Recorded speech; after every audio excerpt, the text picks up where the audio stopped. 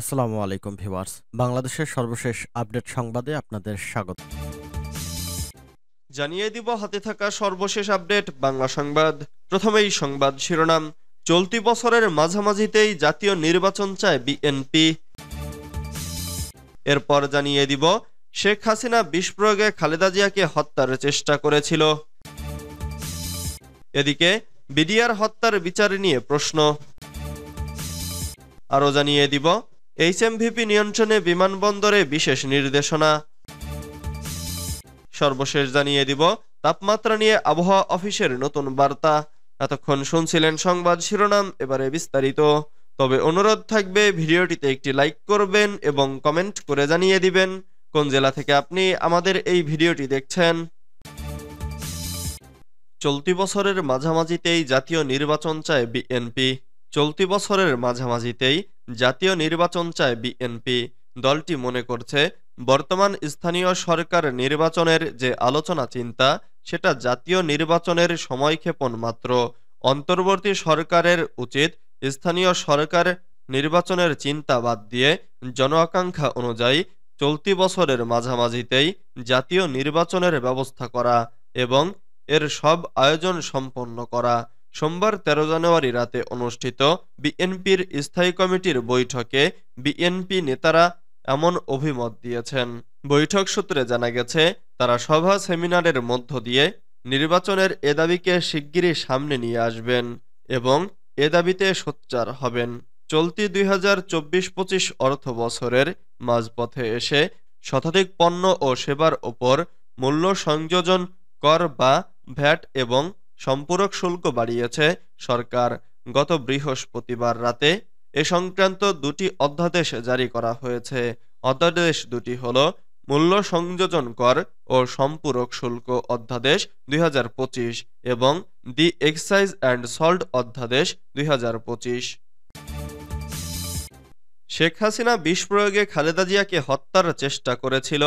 শেখ হাসিনা বিষ প্রয়োগ করে বেগম খালেদা জিয়াকে হত্যার চেষ্টা করেছিল বলে মন্তব্য করেছেন ছাত্রদলের কেন্দ্রীয় সংসদের সাবেক ভারপ্রাপ্ত সভাপতি ও বিএনপির জাতীয় নির্বাহী কমিটির সদস্য মামুনুর রশিদ মামুন। সোমবার ১৩ জানুয়ারি বিকেলে নোয়াখালীর চাটখিলে ফতেপুর সরকারি প্রাথমিক বিদ্যালয় মাঠে অনুষ্ঠিত উন্মুক্ত আলোচনা ও শীতবস্ত্র বিতরণ অনুষ্ঠানে প্রধান অতিথির বক্তব্যে তিনি কথা বলেন। এ সময় মামুনুর রশিদ মামুন বলেন, দেশনেত্রী বেগম খালেদা জিয়া জেল থেকে বের হওয়ার পর থেকে রাজনৈতিক কার্যক্রমে প্রত্যক্ষভাবে অংশগ্রহণ করতে পারেননি, কারণ ফ্যাসিস্ট হাসিনা বেগম জিয়ার শরীরে ওষুধের পরিবর্তে স্লো পয়জন প্রয়োগ করে হত্যা করার চেষ্টা করেছিল।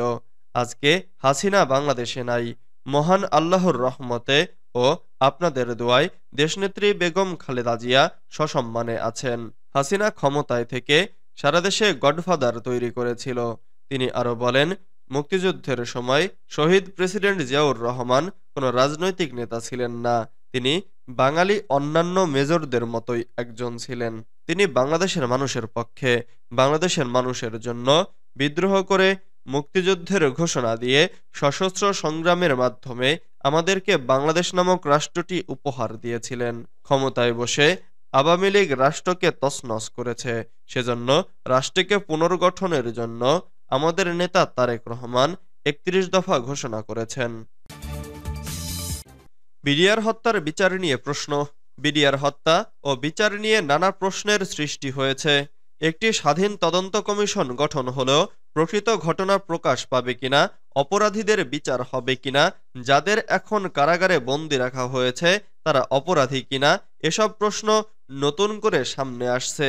বিষয়গুলো নিয়ে নানা পর্যায়ে আলোচনা, ক্ষতিগ্রস্ত পরিবারের সদস্যদের প্রতিবাদ সত্ত্বেও এসব নিয়ে সংশয় থেকেই যাচ্ছে।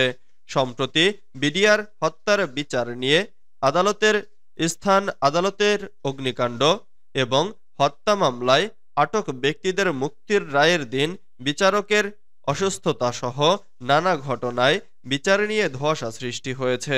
এ অবস্থায় বিডিআর হত্যাযজ্ঞ কি রৌমারির ঘটনার প্রতিশোধ নাকি অন্য কিছু, এমন আশঙ্কাও এখন বিভিন্ন মহলে। বিডিআর বিদ্রোহের ঘটনায় চাকরুচ্যুত সদস্য ও ভুক্তভোগী পরিবারের অভিযোগ, মামলার বিচার ব্যবস্থা নিয়ে প্রহসন চলছে। তারা এ ঘটনায় সব কারাবন্দী সদস্যদের বিরুদ্ধে মিথ্যা মামলা প্রত্যাহার ও মুক্তির দাবি করেন। তারা বলেন, কেরানীগঞ্জে কোর্ট বসার কথা ছিল, পরে শুনেছি ঢাকা আলিয়া মাদ্রাসায় বসবে। এ বিষয়ে আইনজীবীদেরও কিছু জানানো হয়নি। এই পুরো বিষয়টিকে ষড়যন্ত্র হিসেবে দেখছেন তারা। এইচএমভিপি নিয়ন্ত্রণে বিমানবন্দরে বিশেষ নির্দেশনা। চীনসহ পার্শ্ববর্তী দেশগুলোতেও আতঙ্ক ছড়ানো হিউম্যান মেটানিউমো ভাইরাস বাংলাদেশে শনাক্তের পর বিমানবন্দরগুলোতে বিশেষ নির্দেশনা দেয়া হয়েছে। সোমবার ১৩ জানুয়ারি এ নির্দেশনা দেয়া হয়।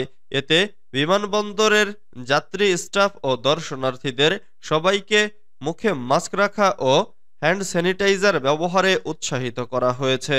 যদি কারো মধ্যে জ্বর, কফসহ এইচএমভিপির লক্ষণ দেখা যায়, সেক্ষেত্রে তাৎক্ষণিকভাবে বিমানবন্দরের হেলথ সার্ভিসে জানাতে বলা হয়েছে। হযরত শাহজালাল আন্তর্জাতিক বিমানবন্দরের নির্বাহী পরিচালক গ্রুপ ক্যাপ্টেন কামরুল ইসলামের স্বাক্ষরিত ওই চিঠিতে বলা হয়, সম্প্রতি স্বাস্থ্য অধিদপ্তরের রোগ নিয়ন্ত্রণ শাখার নির্দেশনা অনুযায়ী বিমানবন্দর সংশ্লিষ্ট সবাইকে এইচএমভিপি বিষয়ে সতর্কতামূলক ব্যবস্থা নিতে বলা হয়েছে। তবে বিষয়টি নিয়ে আপাতত আতঙ্কিত হওয়ার কিছু নেই।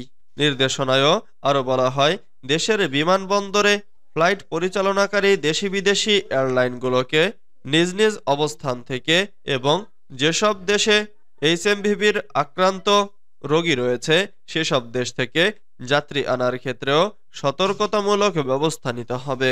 প্লেনের ভেতর যদি কারো মধ্যে জ্বর, কফ মতো এইচএমভিপির লক্ষণ দেখা যায়, সেক্ষেত্রে তাৎক্ষণিকভাবে বিমানবন্দরের হেলথ সার্ভিসে জানাতে হবে। তাপমাত্রা নিয়ে আবহাওয়া অফিসের নতুন বার্তা। রংপুর, ময়মনসিংহ এবং সিলেট বিভাগে রাতের তাপমাত্রা কমতে পারে বলে জানিয়েছে আবহাওয়া অধিদপ্তর। সোমবার ১৩ জানুয়ারি আবহাওয়াবিদ ডক্টর মোহাম্মদ বজলুর রশিদ স্বাক্ষরিত ৭২ ঘন্টার জন্য দেওয়া আবহাওয়ার পূর্বাভাসে এ তথ্য জানানো হয়েছে। পূর্বাভাসে বলা হয়, আগামী ২৪ ঘন্টায় অস্থায়ীভাবে আংশিক মেঘলা আকাশ সহ সারা দেশের আবহাওয়া প্রধানত শুষ্ক থাকতে পারে। তবে শেষ রাত থেকে সকাল পর্যন্ত সারা দেশের কোথাও কোথাও হালকা থেকে মাঝারি ধরনের কুয়াশা পড়তে পারে। এছাড়া রংপুর, ময়মনসিংহ এবং সিলেট বিভাগের রাতের তাপমাত্রা সামান্য হ্রাস পেতে পারে এবং দেশের অন্যত্র রাতের তাপমাত্রা সামান্য বৃদ্ধি পেতে পারে। সারা দেশে দিনের তাপমাত্রা প্রায় অপরিবর্তিত থাকতে পারে।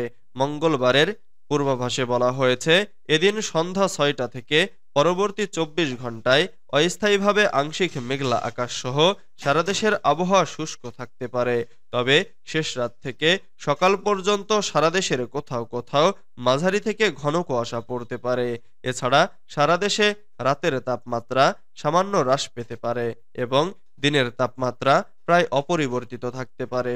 পূর্বাভাসে আরও বলা হয়েছে, আগামী বুধবার ১৫ জানুয়ারি সন্ধ্যা ৬টা থেকে পরবর্তী ২৪ ঘন্টায় অস্থায়ীভাবে আংশিক মেঘলা আকাশ সহ সারা দেশের আবহাওয়া শুষ্ক থাকতে পারে। তবে শেষ রাত থেকে সকাল পর্যন্ত সারা দেশের কোথাও কোথাও হালকা থেকে মাঝারি ধরনের কুয়াশা পড়তে পারে। এছাড়া সারা দেশে রাত এবং দিনের তাপমাত্রা সামান্য হ্রাস পেতে পারে। আগামী ৫ দিনের আবহাওয়ার পূর্বাভাসে বলা হয়েছে, এ সময়ের শেষের দিকে তাপমাত্রা আরও হ্রাস পেতে পারে।